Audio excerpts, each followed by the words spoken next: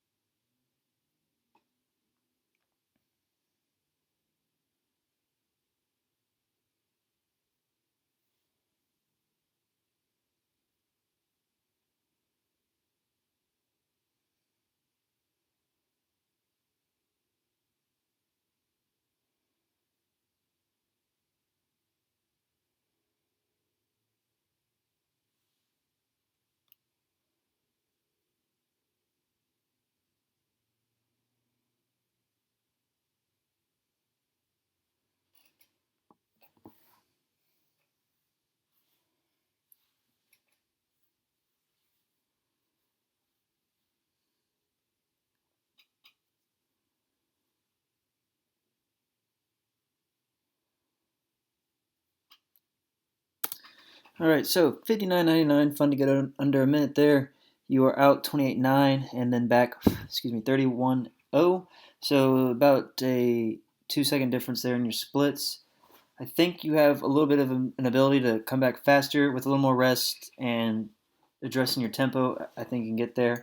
Taking a look back here on your start. Let's see. All right, so start as you take your mark. You are in I think, a solid position here. You're not leaning too far forward. And you're not arching and leaning too far back. But when the buzzer goes off, you really don't get the arch in your back that you need for a backstroke start. So here you engage your legs, you're going back, and you're throwing your head back here, but your back itself stays very straight. So even take a look at this guy right here, big arch in the back. Connor here, even more dramatic arch in the back. But your back here was very straight, okay? And so we got to really, I know you have been thinking about it, but we have to continue to think about that. It's important for a lot of reasons.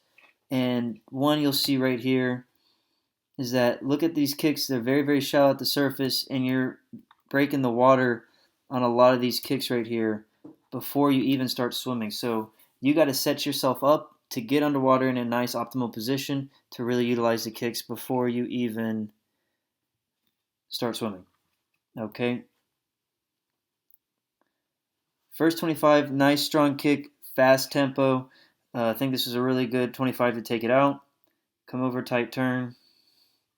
Notice here, you weren't breaking the surface on those kicks there. Those were nice, good kicks, and then you broke out smoothly. So that immediately is a noticeable difference from what you set yourself up to do off of a start and how you're able to set yourself up off of a turn. Excuse me. Okay. Now, big thing with you is your arms. They swing out to the side here. So notice you're coming out by the hip, leading with that thumb, and you're swinging out a little bit to the side and not straight over the top. And this is throwing off your balance just a little bit.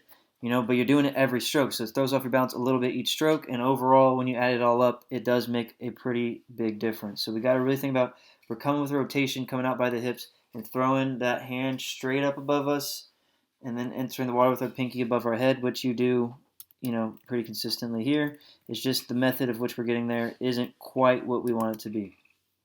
All right, also, as the race is going on, especially this last 25 here, notice your kick is kind of failing you, and I feel like your tempo slow down just a hair here. So think about, let's come back to the breakout. Okay, first 3 hand hits establish the tempo for the rest of the race. So got to make sure we come up really swinging and we establish what we want our tempo to be for the rest of that length. Excuse me, I said race, I meant each length. The first 3 hand hits establish the tempo for the rest of the length. All right, nice finish there. Got under a minute. I think we're in a really nice position for our our region meet next week.